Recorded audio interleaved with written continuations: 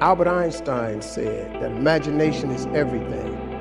It's the preview to life's coming attractions. That's what your imagination is. Your imagination is actually very, very real.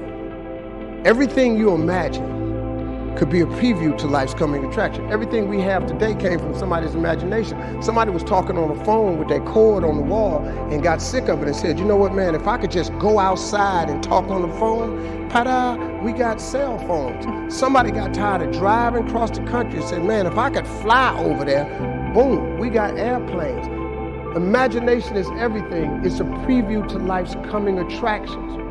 Everything you've ever imagined is real. The problem with most people is you think your imagination is hocus pocus. It's really not. It's a preview of a coming attraction. If you react to your imagination, that's where your real life is. It's just God showing you what He has for you.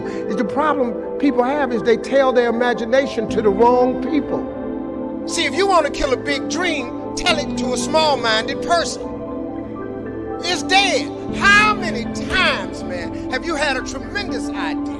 Something you thought was the one, and you went and told it to your loved ones and your so-called friends, and they shot it down. I mean, you was convinced that it was just, oh man, I just came to you. And you told it to them and they shot it down. And you thought since they was your loved ones and their friends and they got your best interests at heart, you believed them. You was wrong.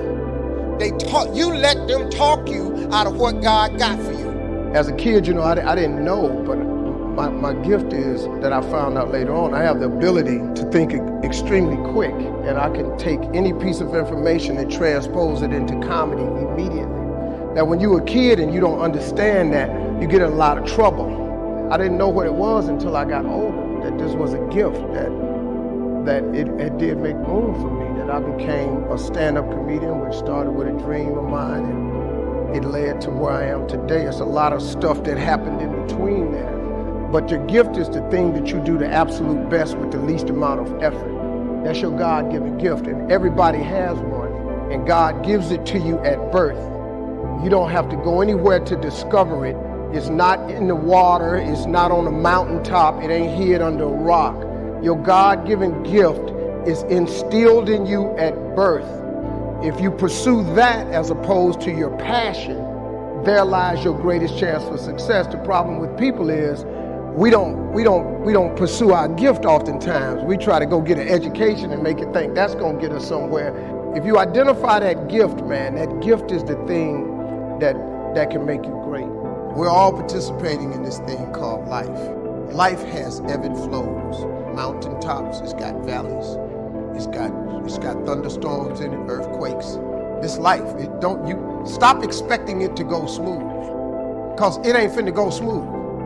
The road to success is always under construction. This life ain't set up to be smooth.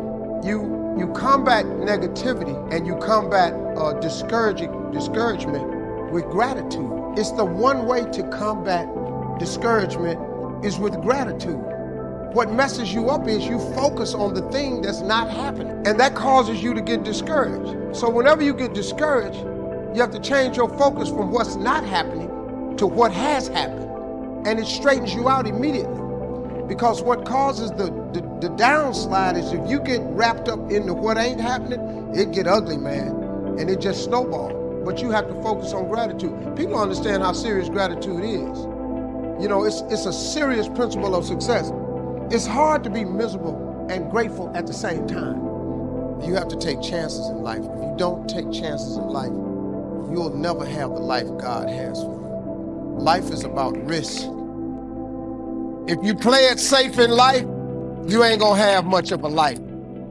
If you play it safe, you won't have much of a life. Life is risk. It take courage to pursue your dream. I just did it. It cost me everything, but eventually, God is very good, man, when He sees you take a leap of faith. He supplies you everything you need. Now, it's gonna cost you something, but most people are not willing to pay what it costs to go after your dream, because you're gonna have to hurt a little bit. And most people don't like being uncomfortable. If you don't want to be uncomfortable, please do not pursue success, because because success is a very uncomfortable feeling. And I learned to be comfortable being uncomfortable. See, if you think you're too old to make it, let me give you a prime example. Colonel Sanders. Colonel Sanders has been frying chicken his whole life. He was telling everybody he had the best chicken in the world. Ain't nobody believing. They turned him down everywhere. Colonel Sanders didn't get a franchise till he was in his 60s. Kentucky Fried Chicken sell more chicken than anybody in the world today. So if you're sitting there thinking because you got a little gray on you, you're too late, as long as God waking you up in the morning, that's the sign that he ain't through with you. So what you tripping for? Last year I spoke at the SALT convention. The SALT convention is where billionaires from around the world gather. They gather in Vegas once a year to talk about how they're going to change the world. There's a couple hundred billionaires in this world. They all come to Las Vegas once a year to SALT convention. I was asked last year to be the keynote speaker. And I'm tripping because I'm not a billionaire. And I asked a guy who asked me to do it, I said, I'm not a billionaire, you do understand that. We said, Mr. Harvey, we know everything about you. We know your net worth and everything. I said, well, what can you all learn from me? He said, everything. He said, the reason we want to hear your story is because the majority of us that are billionaires, we inherited some money and we grew it. A couple of us inherited $1 billion, some of us inherited 300 million and we turn it into $1 billion. You come from nothing. What we want to know is how you got to where you are after coming from nothing. How did you live in a car for 3 years and wind up on more TV shows than anybody? How did you survive flunking out of school? How did you survive all of that?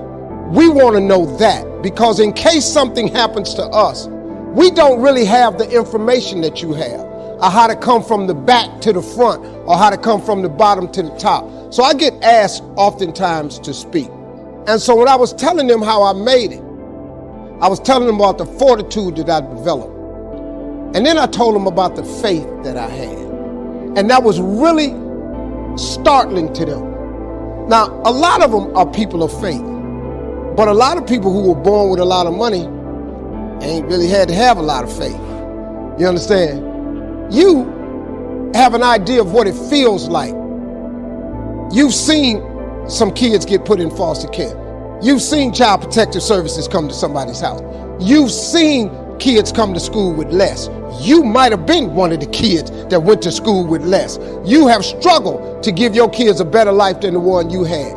They don't hear this. But I'm gonna tell you something right now. You can be successful without an education. You can be successful without coming from a rich family. You can be successful. I don't care what color you are, what faith you belong to, your sexual preference. I don't care what's wrong with you. You can be successful.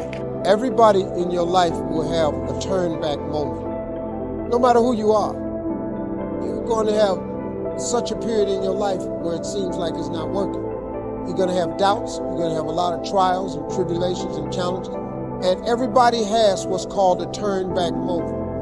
You always have a moment in your life where the direction you're going, you will have to make a decision to keep going or you turn back.